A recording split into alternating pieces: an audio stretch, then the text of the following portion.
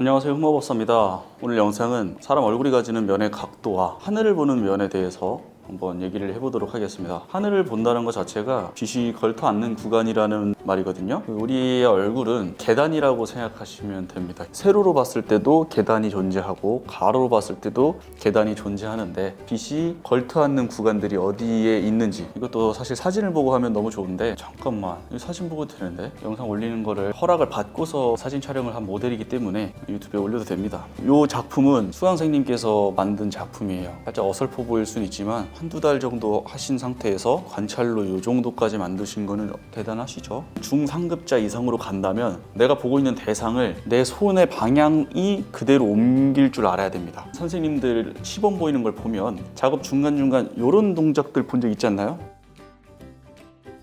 이런 동작들, 이런 행위를 하는 것 자체가 대상에서 보이는 각도를 잡아주는 거예요. 이때 중요한 건 손톱의 방향입니다. 손톱의 방향. 그걸 사진을 보고 읽을 수 있어야 합니다. 일단 첫 번째 빛받는 부분, 여기가 됩니다. 여기 전두골의 꺾임, 측면에서 봤을 때 이마가 꺾이는 구간이 있겠죠. 꺾인다는 것 자체가 이 헤라만 봐도 위를 바라보고 있습니다. 위를. 하늘을 보는 이 면이 그대로 수평으로 가는 게 아니라 살짝 밑으로 빗각으로 내려갑니다. 이 모델 사진을 봐도 그래요. 왜냐하면 전두윤기의 꺾임은 전두골의 꺾임보다는 조금 더 아래에 존재를 하고 그 흐름에 맞게 꺾이게 돼 있습니다. 그리고 또 위를 보는 부분, 눈뼈의 윗부분.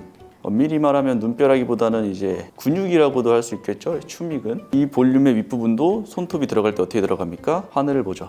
하늘을 봐서 찍어준다. 그리고 또 윗부분 보는 곳은 여기도 하늘을 보는 구간이다. 손이 하늘을 보고 있죠. 하늘을. 자, 그 다음 또 위를 보는 구간, 여기입니다. 이것도 아주 중요한 구간입니다. 여기 앞광대의 기점, 이 내부 기점이 꺾여 넘어가는 이 지점. 이 위를 보는 구간에서 어떤 실수를 많이 하냐? 각도 실수를 많이 합니다. 각도. 지금 엄지손가락이 이만큼이나 누워 있어요. 이 꺾임을 이렇게 잡는 경우가 많다. 완전히 다른 각도죠. 이 각도가 눕지 않고 서는 순간 입체가 약해집니다. 자, 그 다음 또 어디 있을까요? 여기 있습니다. 이것도 어려워하는 분들이 있는데, 안화가 끝나고 팔자주름이 나오는 여기서부터 여기까지의 공간에 덩어리가 두 개라고 보면 되죠. 하나, 둘. 이 덩어리를 묶어줄 때 보통은 아랫눈꺼풀 밑에 있는 이 알륜근의 영역에서부터 앞광대를 하나로 잡아버립니다. 그리고 그 밑에 비근이라고 하는데, 이것도 엄밀히 말하면 안면 유지인데 뭐 이렇게도 얘기를 하더라고요. 여기에 덩어리를 또 이렇게 하나 잡아주고, 위에 있는 덩어리에서는 윗면을 잡아줬죠. 아래에 있는 덩어리에서도 윗면이 존재를 해야 된다 이거예요. 알륜근 아래에 윗면이 존재한다. 이거를 어떤 선생님들은 오목이라고도 표현을 합니다. 오목함. 틀린 표현이 아닌데, 하나 조심해야 될 거는 너무 이게 오목이라는 개념 때문에 움푹 넣어버리면 안 돼요. 우리의 얼굴은 코가 없어도 센터가 가장 높고 뒤로 빠지는 형상이 나와야 됩니다. 뒤로 빠지려면 순차적으로 1번 라인, 이건 라인에 대한 설명을 보고 오시는 게 좋아요. 그리고 뭐 2번 라인, 3번 라인, 코 바닥까지 그어볼게요. 이 선을 1번 프로필선, 그리고 코의 바닥선, 얼굴의 바닥선, 얼굴에 꺾이는 선, 이렇게 하나, 둘, 셋, 네 개의 선이 있죠. 이 네 개의 선이 측면에서 봤을 때 순차적으로 보여야 되는 거예요. 얘가 가장 먼저 보이고, 그 다음 코바닥, 그 다음 얼굴 바닥, 그 다음 얼굴 꺾이는 부분. 요 선이 순차적으로 보여야만 코가 없어도 회전을 한다는 얘기인데, 얘를 오목이라는 걸 너무 강하게 인식을 하면 요 얼굴에 꺾이는 선보다 얼굴의 바닥 부분이 더 들어가서 관계가 역전될 수가 있어요.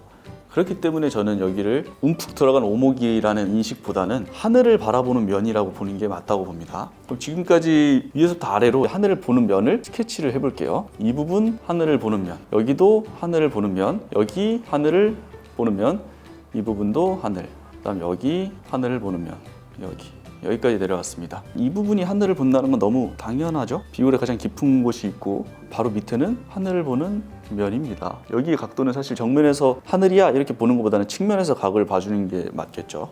자, 그 다음 또 하늘을 보는 면이 어디냐, 여기 팔자주름이 끝나고 바로 밑에 인중으로 나오는 이 구간도 하늘을 보는 면으로 찍어줍니다. 여기도 하늘을 본다고 할 수 있는데, 이 부분에서 조심해야 될 건 우리 얼굴의 3번 라인, 얼굴에 꺾이는 축이 있죠. 축을 유지하면서 각도를 다르게 줘야 돼요. 둘 다 하늘을 보지만 얘는 이렇게, 얘는 이쪽 하늘을 보고 있고 회전하면서 하늘을 봅니다. 각도는 분명히 다르다. 그 다음 하늘을 보는 면 어디 있을까요? 아랫구륜근의 시작 부분 여기도 하늘입니다. 밝게 빛이 나고 있죠. 빛이 걸터 앉는다는 건 면의 각도 자체가 하늘을 바라본다는 거예요. 이 하늘이란 게 완벽하게 누워가지고 하늘을 본다는 건 아니고 정면 기준으로 윗면의 성향을 가지고 있다는 얘기입니다. 그리고 하늘을 보는 면 턱의 시작점 여기 비슷해요. 여기랑 턱도 하늘을 봅니다. 시작 부분에서 하늘을 보고 꺾이면서 옆면의 성향으로 하늘을 봅니다.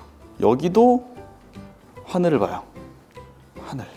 선생님들은 밝은 면들을 캐치하면서 들어가는 겁니다. 퉁퉁 찍고 밝은 면 찍고 밝음과 어두운 계단을 내주는데 굉장히 중요한 요소가 되고 선생님들이 윗면만 찍으면서 들어가진 않아요. 아랫면을 찍어주기도 합니다. 이런 동작을 쓸 것 같습니다. 이렇게 얘는 완전히 반대 각도죠.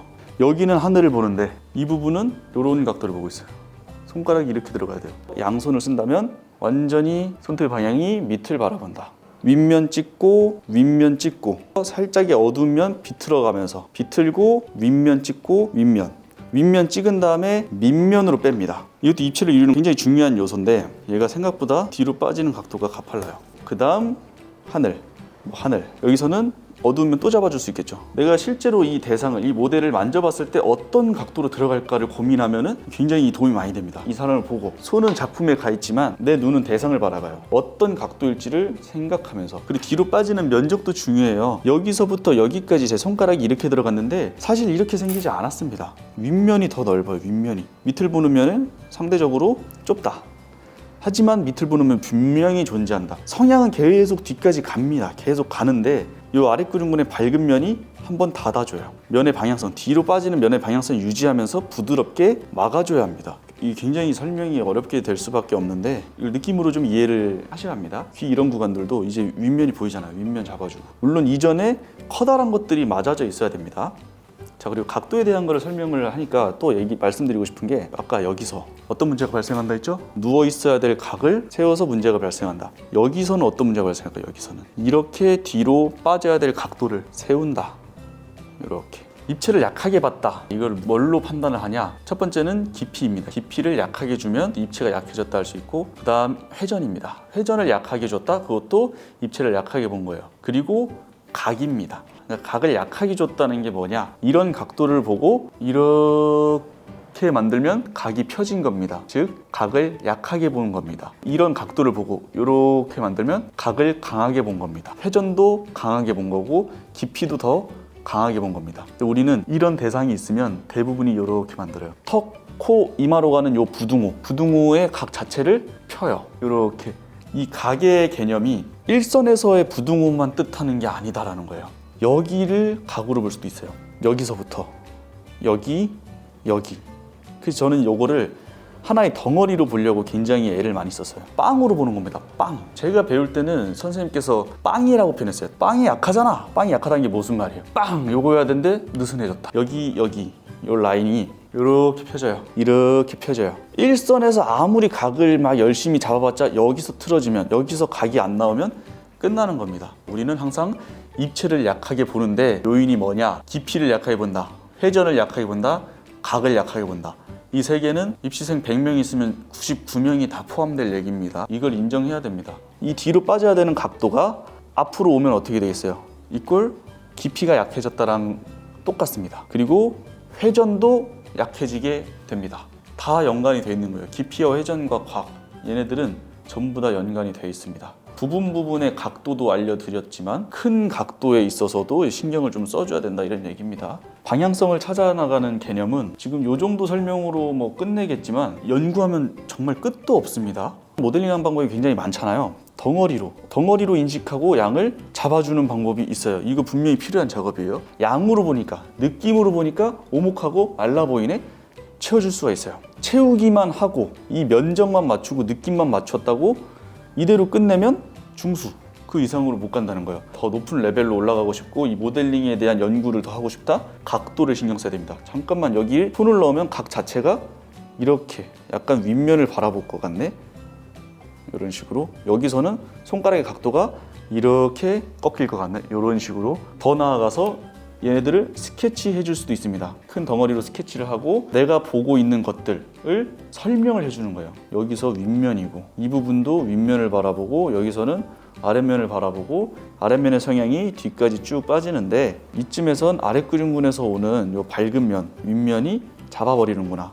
잡으면서 어둠의 영역으로 같이 빠져버리는구나. 여기서 턱에 밝은 면이 오고 턱의 밝은 면도 분명히 꺾이는 지점이 존재합니다. 꺾이고 이렇게 꺾이는 면으로 스케치가 되고 이 부분이 또다시 윗면을 보고 연결이 되고 뭐 어떤 학원 계정이나 이런 걸 보면 얼굴 스케치 막 엄청나게 해놓은 거 있잖아요. 그게 그냥 멋있어 보이려고 이렇게 해놓는 게 아니라 면의 방향성을 다 찾아 들어가자가 맞습니다. 그래서 밀도라는 거에 대해서 정말 얘기를 하고 싶었는데 우리 학생들한테 밀도를 올리라고 하면 표면 정리를 깔끔하게 정리하는 거를 밀도라고 생각하는 것 같아요. 물론 맞는데 밀도는 두 가지 개념으로 생각을 해야 됩니다. 면의 개수와 면의 방향성 그리고 그 면의 각도의 정확성에 대한 즉 담기에 대한 밀도가 있고 그리고 표면 정리에 대한 밀도 이렇게 두 가지가 있다고 봅니다. 제가 추구하는 건 첫 번째입니다. 담기에 대한 밀도, 면을 얼마나 찾았냐 이 대상이 가지고 있는 아주 디테일한 꺾임들을 얼마나 찾았냐가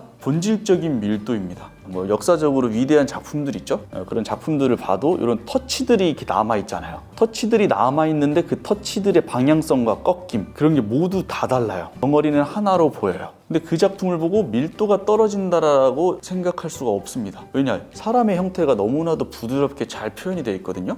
반대로 엄청 열심히 애들이 꼼꼼하게 다 정리를 했어요. 근데 완성을 해놓고 보니까 단순해요. 동글동글동글 동글 끝.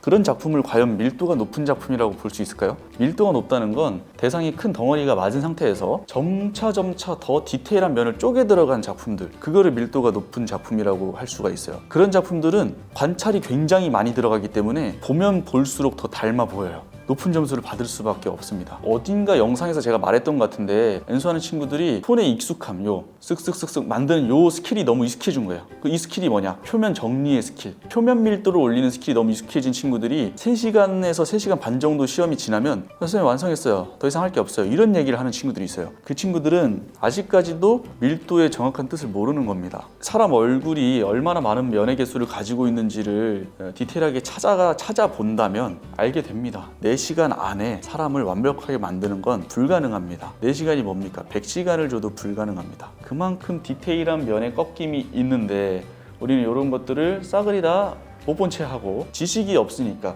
그거에 대해서 연구를 해볼 생각을 안 했으니까 그냥 항상 늘 만들던 대로 커다란 거 맞추고 내가 알고 있는 덩어리 동글동글 끝. 우리 학생 여러분들이 그냥 일단 이 정도의 수준으로 끝내길 바라지 않는다는 거죠. 저는 오늘 이 영상을 보고 그 선생님들이 그물망처럼 해놓은 스케치들 있잖아요. 그걸 보면 이제 좀 다른 게 보일 수도 있어요. 와, 정말 이 그물망의 표현에 맞게끔 모든 면들이 다 꺾여 있구나. 정말 하나하나 디테일하게 여기서 어떤 각도인지 이렇게 찾아 들어가긴 어려울 수가 있어요. 왜냐면 거기서는 어쨌든 큰 선 안에서 회전을 보는 스케치들이 많긴 하거든요. 하지만 이런 선들도 전부 다 면을 굴려주고 더 많은 면을 쪼개주기 위함이다. 이 모델링을 할 때는 굉장히 많은 개념들이 복합적으로 들어간다는 걸 아시겠나요? 큰 시야로 보는 모델링이 필요하고 그 이후에는 덩어리로 보는 모델링도 당연히 필요하고 느낌으로 보는 빈 공간을 보기도 하고 각도를 보고 회전을 보고 선의 자유로운 움직임도 보고 정말 많은 방법으로 모델링을 해야 합니다. 그래야지 내가 만든 작품이 어떤 방식으로 바라봐도 일치하는 작품을 만들 수가 있는 거예요. 모델링이라는 건 정말 하면 할수록 어렵다. 오늘 영상 여기서 마무리하겠습니다. 수고하셨습니다.